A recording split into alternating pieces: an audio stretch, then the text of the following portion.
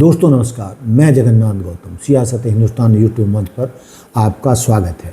दोस्तों आज हम चर्चा करने वाले हैं कि जिस ईरान अमेरिका युद्ध से पूरी दुनिया के देशों की सांसें अटकी हुई हैं और महंगाई आसमान को छू रही है और सारी दुनिया के देश त्राहिमाम कर रहे हैं, आखिर अब तक इस युद्ध में कितने सैनिक या लोग दोनों तरफ से मारे गए हैं, कितनी जनधन की हानि हुई है।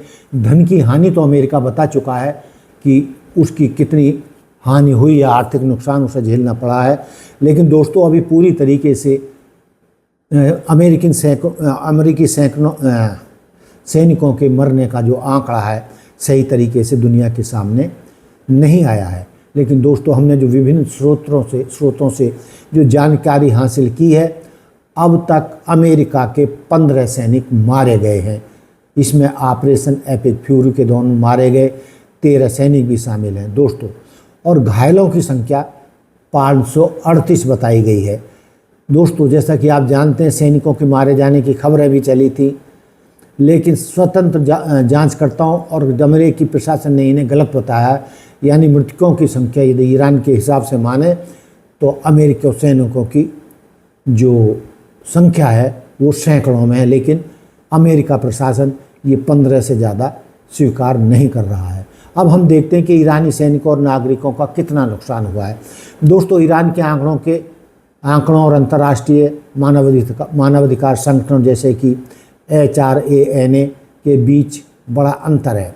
ईरानी सरकार और आंतरिक स्रोतों के अनुसार ईरानी सैनिकों के मरने की संख्या लगभग 3468 है, जिसमें सैनिक और नागरिक दोनों शामिल हैं। लेकिन दोस्तों इसमें ईरान के घायल लोगों की बहुत बड़ी संख्या है।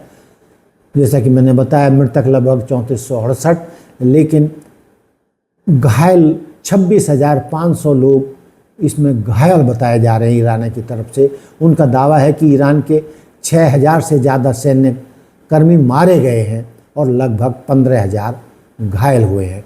दोस्तों ये जो मैंने संख्या बताई है ये पुख्ता स्रोतों के माध्यम से है, और जितनी भी ये नुकसान है, मानवीय नुकसान भी बहुत बड़ा है और आर्थिक नुकसान भी बड़ा है। कि दोस्तों युद्ध में बहुत ही भयंकर आर्थिक और जैसा मैं बताया जनधन की हानि होती है, और आजकल के जिस तरीके के युद्ध हैं उसका असर पूरी दुनिया पर पड़ रहा है।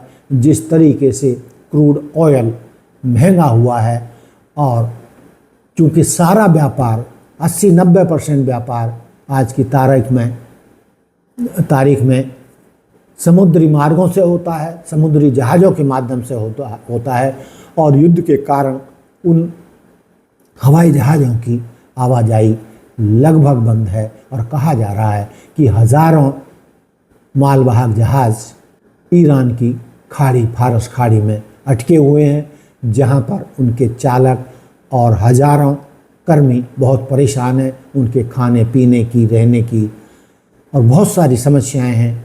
तो दोस्तों हम लोग या पूरी दुनिया के जो शांति प्रिय लोग हैं वो यही चाहते हैं कि ये युद्ध जल्दी से जल्दी अंतिम तौर पर ख़त्म हो, जिससे पूरी दुनिया को राहत मिले और जो समुद्री जहाज़ हैं वो अपने गंतव्य तक पहुंच सकें। तो दोस्तों क्या आप भी इस बात से सहमत हैं कि ये युद्ध जल्दी से जल्दी ख़त्म होना चाहिए, और युद्ध में जो मासूम लोग मारे जाते हैं या घायल होते हैं या जो शहरों को बर्बाद किया जाता है, जिसमें सभी तरीके की चाहे यूनिवर्सिटी है, स्कूल है, कॉलेज है, सड़कें हैं, पुल हैं, सबको ध्वस्त कर दिया जाता है, जिससे उबरने में वर्षों लग जाते हैं।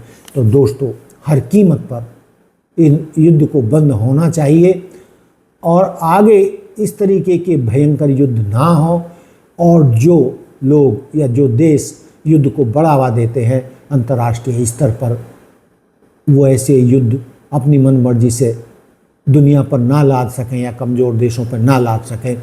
इसके लिए कोई स्थायी अंतर्राष्ट्रीय जो संस्था है, चाहे राष्ट्र संघ है, उनको प्रभावी बनाना होगा। लेकिन जो यदि ऐसा नहीं हुआ तो ये जो बेलगाम घोड़े हैं जो हथियारों के सौदागर हैं, ये मौत के सौदागर हैं, ये पूरी दुनिया को बर्बाद करके कुछ देश जिनकी तरफ मैं इशारा कर रहा हूँ, वो लोगों को फिर कॉलोनियों में तब्दील करना चाहते हैं। जिस समय यूरोप के देशों ने, चाहे वो ब्रिटेन रहा हो, फ्रांस रहा हो या पुर्तगाल रहा हो, यूरोप के अन्य देशों ने दुनिया के, एशिया के या पूरी दुनिया के सैकड़ों देशों को अपना गुलाम बनाया और सैकड़ों वर्षों तक रखा।